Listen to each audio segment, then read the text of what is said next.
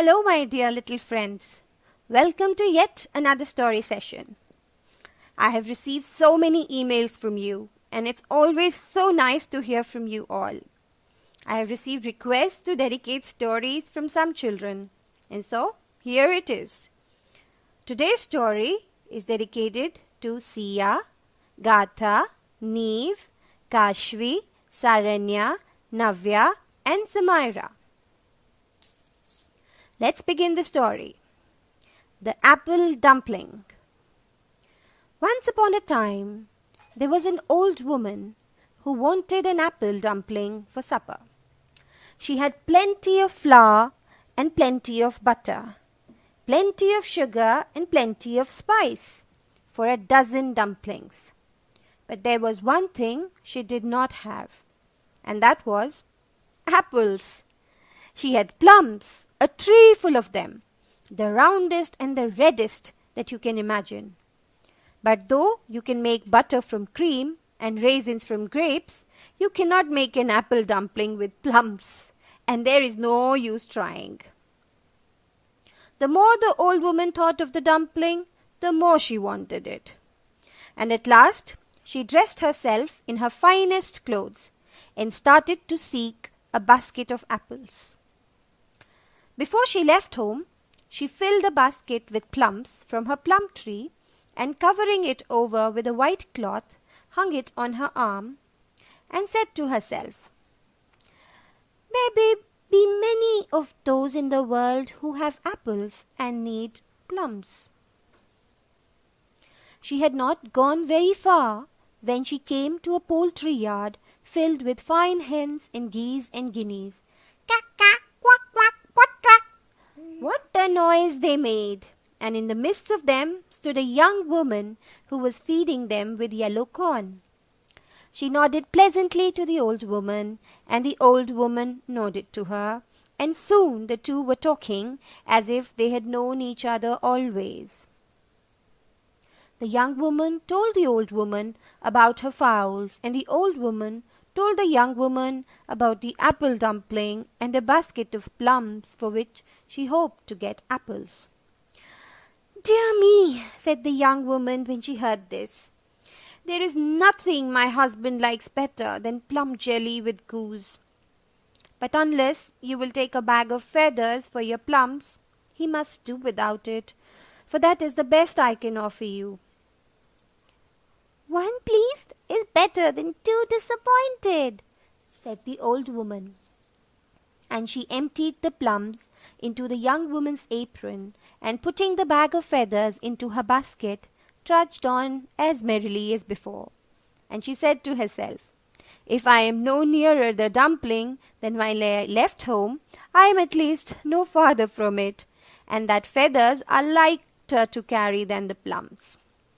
Trudge, trudge, trudge uphill, and down she went, and presently she came to a garden of sweet flowers, lilies, lilacs, violets, roses. Oh, it was such a beautiful garden. The old woman stopped at the gate to admire the flowers, and as she looked, she heard a man and a woman quarrelling.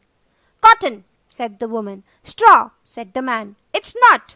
"It is," they cried, and so it went on between them till they spied the old woman at the gate. "Let us ask this old wise woman to settle the matter," said the woman, and she called for the old woman. "Good mother, answer me this. If you were making a cushion for your grandfather's chair, would you not stuff it with cotton?" "No," said the old woman. "I told you so," cried the man. "Straw is the thing, and you need not go farther than the barn for it." But the old woman shook her head. "I would not stuff the cushions with straw either," said she, and it would have been hard to tell which one was the more cast down by her answer, the man or the woman. But the old woman made haste to take the bag of feathers out of her basket and give it to them. "A feather cushion is fit for a king," she said. "And as for me, an apple for a dumpling, or a bouquet from your beautiful garden will serve me as well as what I give."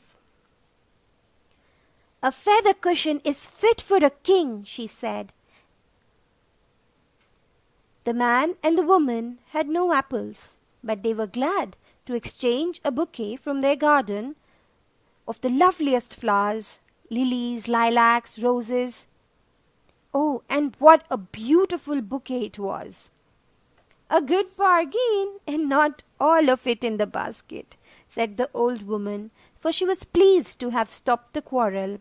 And when she had wished the two good fortune and a long life, she went upon her way.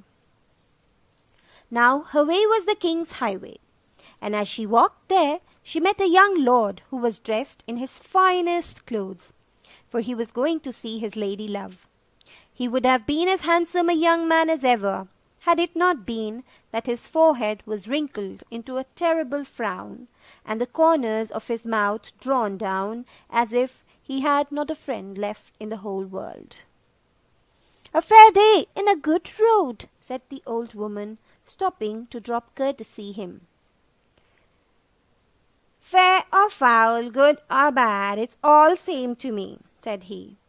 "The court jeweller has forgotten to send the ring he promised, and I must go to my lady with empty hands." "But you shall have a gift for your lady," said the old woman, "though I may never have an apple dumpling."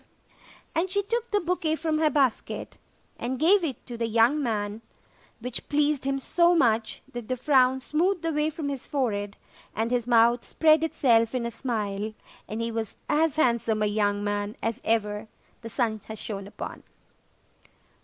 "Fair exchange is no robbery," said he, and he unfastened a golden chain from round his neck and gave it to the old woman, and went away holding his bouquet with great care. The old woman was delighted. "With this golden chain I might buy all the apples in the king's market, and then still have something to spare," she said to herself, as she hurried away towards town as fast as her feet could carry her. But she had gone no farther than the turn of the road when she came upon her mother and children standing in the doorway with faces as sorrowful as ever can be. "What is the matter?" she asked as soon as she reached them. "It's really sad," answered the mother. "We have finished all the bread in the house and have no money to buy any more.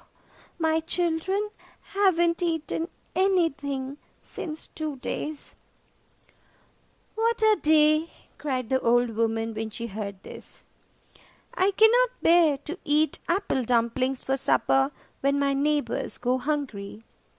And saying this, she put the golden chain into the mother's hands and hurried on without waiting for thanks. She was not out of sight of the house, though, when the mother and the children, every one of them, filled with gratitude, overtook her.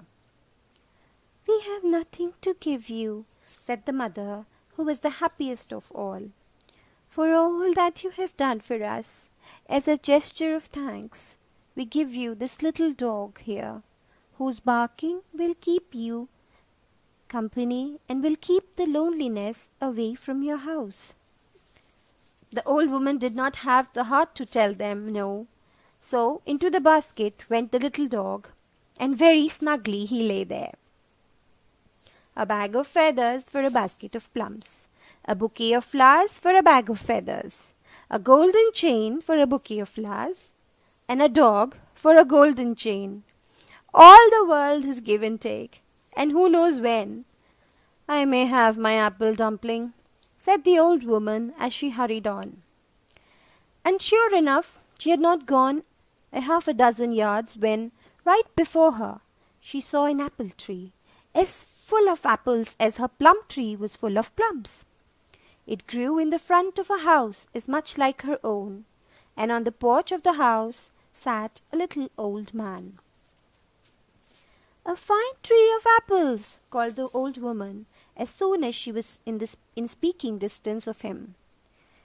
Yes, but apple trees and apples are poor company when a man is growing old, said the old man. And I would give them all if I had even so much as a little dog to bark on my doorstep. Bow bow, called the dog in the old woman's basket. And in less time than it takes to read the story, he was barking on the old man's doorstep. And the old woman was on her way home with a basket of apples on her arm. If you try long enough and hard enough, you can always have an apple dumpling for supper, said the old woman, and she ate the dumpling to the very last crumb. Thank you. I hope you enjoyed this story. Do get back to me with your requests and feedback. Bye for now. Love you all.